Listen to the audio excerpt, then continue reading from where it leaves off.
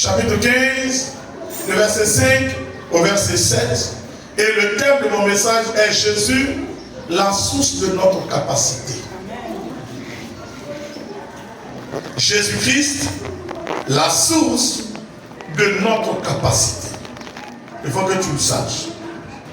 Il n'y a pas longtemps, je crois que c'était le mardi, pendant que nous étions en train de prier, Dieu m'a donné de démontrer brièvement la hauteur du nom de Jésus et la contenance, la capacité du nom de Jésus. Amen. Ce matin, nous allons lire la parole de Dieu. Allons-y. La Bible dit ceci. Oui. Dans le livre de Jean 15, à partir du verset 5. Oui. Je suis le cep. Jésus dit, je suis le cep. Vous êtes le serment. Vous êtes le serment. Celui qui demeure en moi. Celui qui demeure en moi. Et en qui je demeure. Et en qui je demeure. Porte beaucoup de fruits. Porte beaucoup de fruits. Car sans moi. Car sans moi. Vous ne pourrez rien faire. Verset 6. Si quelqu'un ne demeure pas en moi, si quelqu'un ne demeure pas en moi, il est jeté dehors. Il est jeté dehors. Comme le sarment. Comme la branche. Et il sèche. Et il sèche. Puis on ramasse.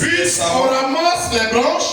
On les jette au feu. On les jette au feu. Et il brûle. Et il brûle. Si vous demeurez en moi. Mais si vous demeurez en moi. Et que mes paroles demeurent. Et que mes paroles demeurent en vous. Demandez ce que vous voulez. Demandez alors ce que vous voulez. Et cela vous sera donné. Et cela vous sera donné, accordé. Amen.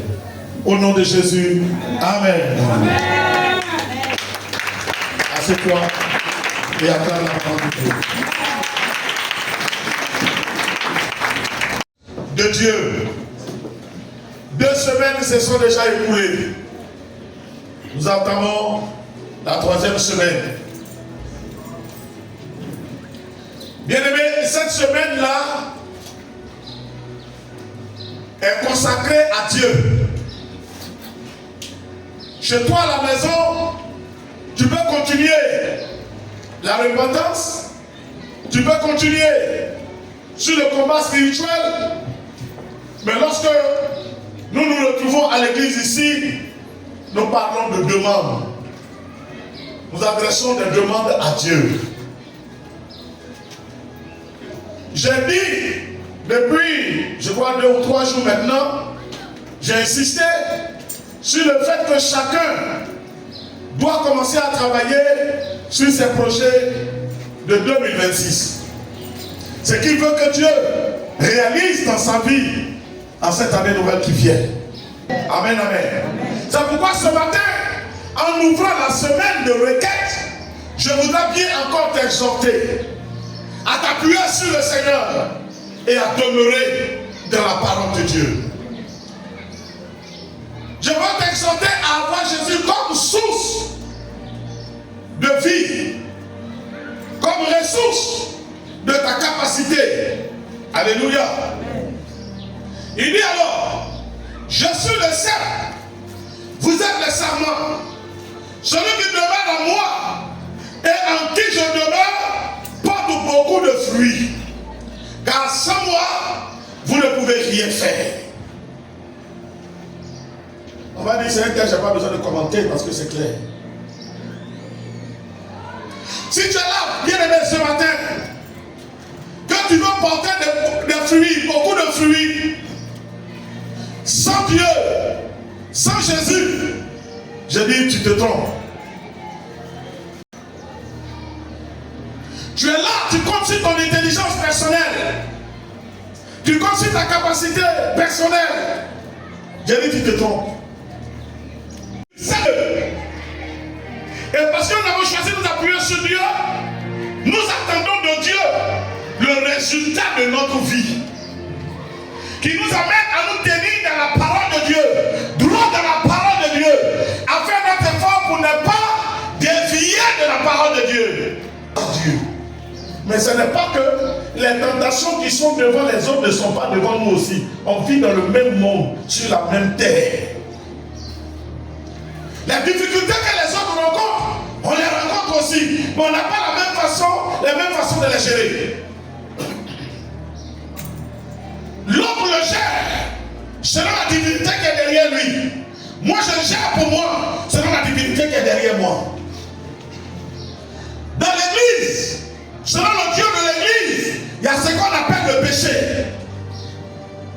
Hier, je l'ai dit. C'est à l'église seulement qu'il y a péché. C'est à l'église seulement qu'il y a péché. Sinon, dehors, il n'y a pas de péché. Donc, celui qui n'adore pas Jésus, il ne voit pas de péché. À voler quelqu'un, ce n'est pas un péché. Agresser quelqu'un, ce n'est pas un péché. Et même te disent, si tu le fais, à des moments, il faut faire des sacrifices pour effacer tes fautes. Donc, ce n'est pas aussi qu'on en a est grave. Mais à l'église, la Bible dit de ne pas manquer à quelqu'un. La Bible dit de ne pas faire du tort à quelqu'un. La Bible dit ce que tu ne veux pas qu'on te fasse, ne le fais pas à ton prochain. Et la Bible dit, il va plus loin. Il dit même aucun menteur n'héritera le royaume des cieux. Alléluia. Donc, comme on n'a pas les mêmes guerrières, on ne règle pas les problèmes de la vie de la même façon. Parce qu'on n'a pas les mêmes sources de force. Est tellement plus que cette source-là voudrait bien que je me comporte de façon pure afin qu'il puisse se réaliser dans ma vie. Nous allons prier, frère. Si tu es là, on a fini la repentance. Mais si ça vient dans ton âme et dans ton esprit, qu'il y a des points qui ne sont pas bien devant Dieu, il ne faut pas dire que ça ne fait rien. Mets cela devant Dieu et demande au Seigneur de t'aider à t'en débarrasser complètement au nom de Jésus. Amen. Alléluia.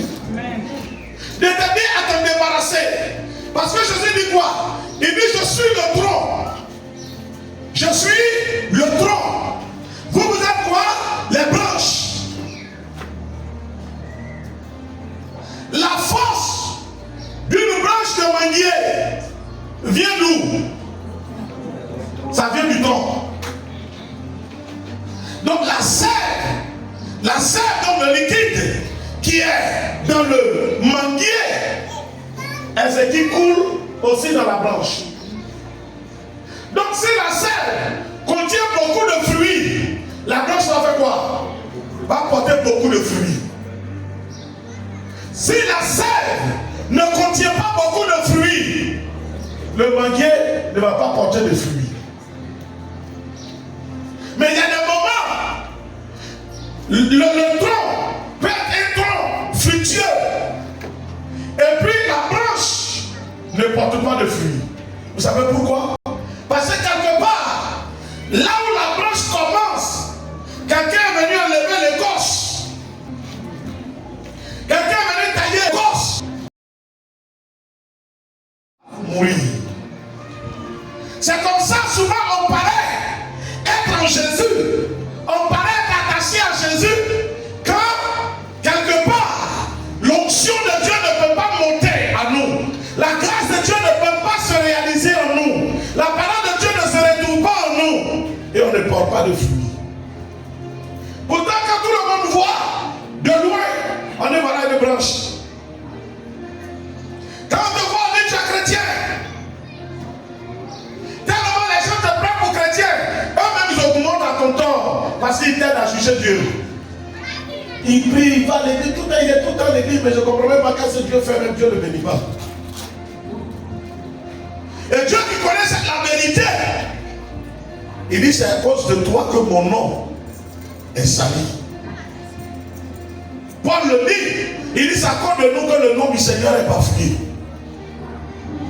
Parce que tu fais croire aux gens que tu es dans le Seigneur. En réalité, tu n'es pas. Tu fais croire aux gens que tu marches avec Christ. En réalité, tu ne l'es pas. Alors il dit, je suis le seul, vous êtes les serments. Celui qui demeure à moi et en qui je demeure porte beaucoup de fruits, car sans moi, vous ne pouvez rien faire. Jean chapitre 14 nous donne la matérialisation. Jésus dit, tout ce que vous demanderez en mon nom, je le ferai. Tout ce que vous demanderez en mon nom, je le ferai.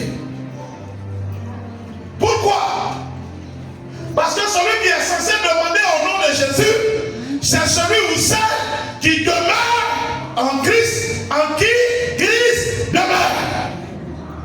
Cette semaine de demande, je prie que l'Éternel écoute ta prière et qu'il t'exauce à cause du nom de Jésus. Mais pour que cela soit, demeure en Jésus et laisse Jésus demeurer à toi. Mieux que tes projets soient des projets qui vont dans le sens de la gloire de Dieu. Dans ta vie, fais passer les intérêts de Dieu devant. Anne était stérile dans le livre de Samuel. Anne, la mère de Samuel, était stérile. Anne courut, alla au temple et elle se mit à prier. Elle dit à Dieu, je veux un enfant, si tu me donnes cet enfant, je te le donne pour te servir. Si tu m'exauces, que tu me donnes cet enfant, Seigneur, je vais mettre cet enfant à ta disposition. Cet enfant va devenir ton serviteur. Amen. Dans le ciel, le Père a entendu quand on fait la commande des serviteurs. Il faut livrer la commande, il faut livrer vite. C'est un serviteur.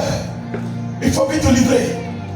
Et la Bible dit, l'année qui venait, à la même époque, Anne conçut et enfanta. Elle allait déposer l'enfant dans le temple de l'Éternel. Mais elle est devenue mère ou elle n'est pas devenue mère? Elle a été exaucée ou elle n'a pas été exaucée? Et puis Anne et Elkanah ont eu d'autres enfants derrière. 4 enfants encore derrière. Parce qu'elle a su mettre l'intérêt de Dieu devant. Elle était stérile. Elle n'enfantait pas. Mais elle a mis l'œuvre de Dieu devant. Élisée était tellement gêné que cette femme soit si généreuse et qu'on ne puisse rien faire pour elle. Jusqu'à l'homme de Dieu est devenu enquêteur. Il a mené enquête avec son serviteur. Ils ont trouvé qu'elle manquait d'enfants. Mais elle ne faisait pas de ça un problème.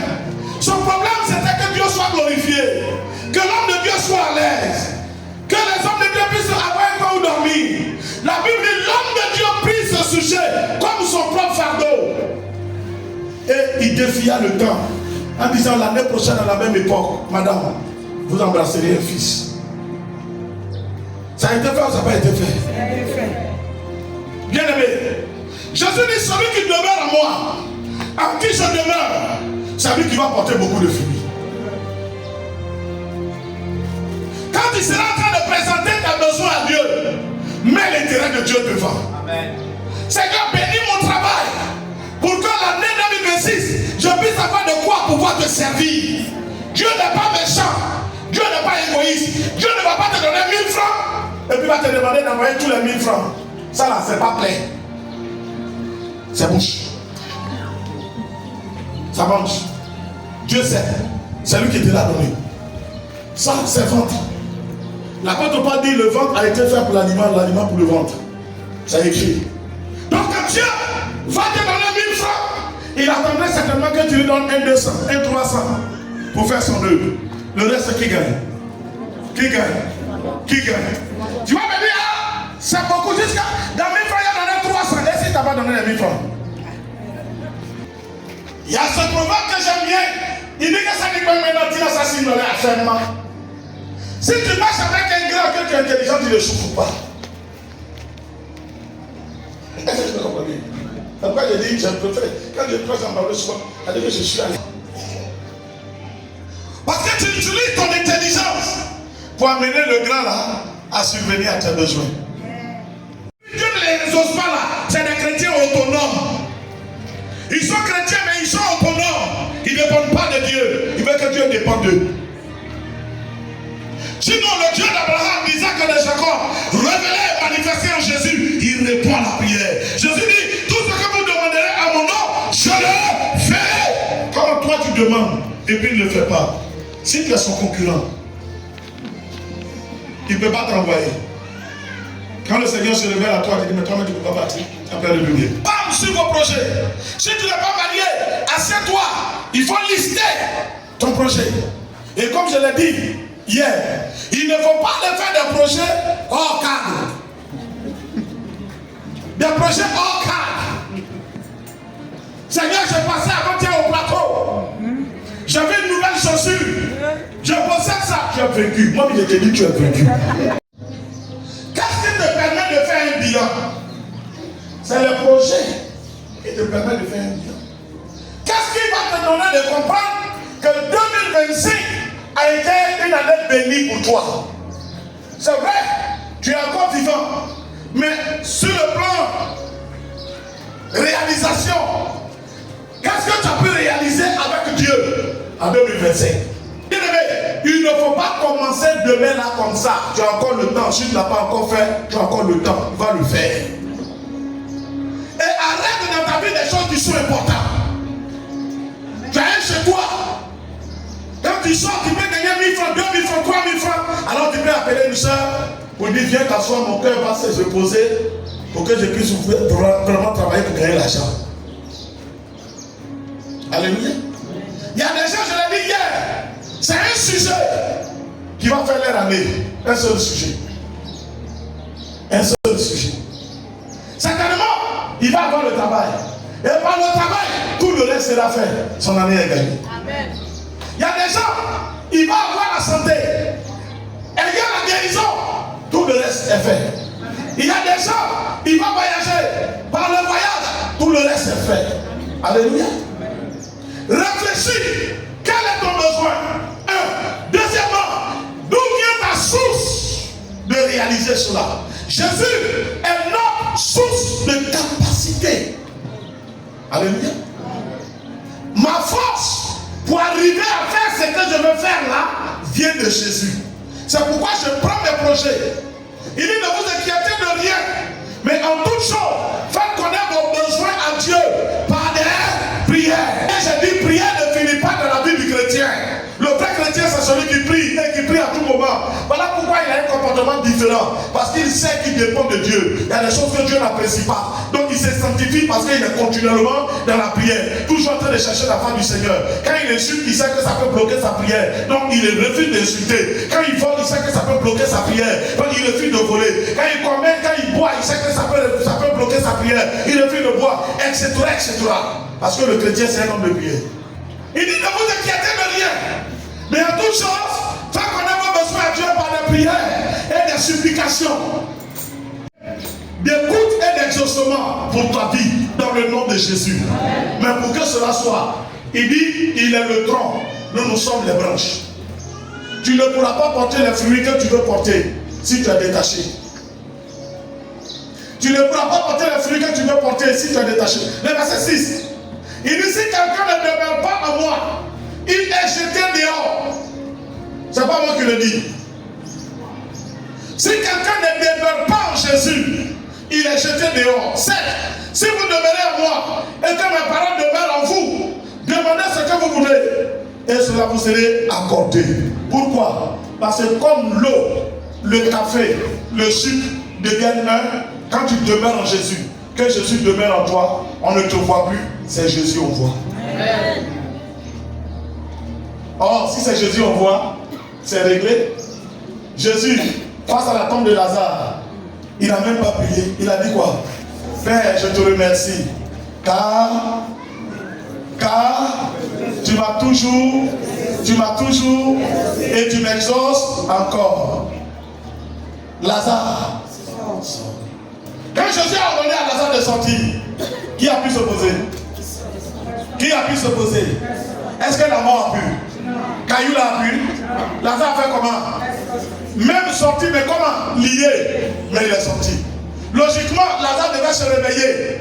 Et puis quelqu'un allait partir le détacher. Mais comme c'est Jésus, il est Dieu, pleinement Dieu, tout pouvoir habite en lui. Quand il a dit Lazare sort, il n'a pas dit Lazare réveille-toi. Il dit Lazare sort. La Bible dit Lazare sortit lié. Et Jésus dit déliez-le. Et laissez-le partir. Alors je t'annonce une chose. Si tu demeures en Christ, que Christ demeure en toi, il dit tout ce que tu vas demander, tout ce que tu vas demander, tu vas recevoir. Pourquoi? Parce que toi et lui, vous allez devenir un. Mais quand on devient un, celui on voit. Que ta vie soit un témoignage. Quand on voit Jésus, quand on te regarde, on dit mais Jésus est fort. Quand on te regarde et qu'on dit Jésus, ah non, le Seigneur est fort. Alléluia. Mais ça dépend de comment. L'espace que tu cèdes à Jésus. Voilà ce que je suis venu te dire. À la fin du combat spirituel et à l'ouverture de la semaine de demande. Que tout ce que tu vas demander te soit accordé au nom de Jésus. Parce que ça rentre dans le cadre de Dieu. Parce que ça rentre dans le cadre de Dieu. Il faut te dire, autant tu ne t'investis pas là où tu n'as pas d'intérêt. Si Dieu n'a pas d'intérêt en toi, Dieu n'a pas besoin de t'investir. Prends la décision en toi-même d'être un chrétien soumis, obéissant. Priez pour le Seigneur. Et que la gloire de Dieu se fasse voir de par ta vie. Dans le nom de Jésus. Amen, amen. Amen, amen. Alors, tu vas prier. Escom Monsieur.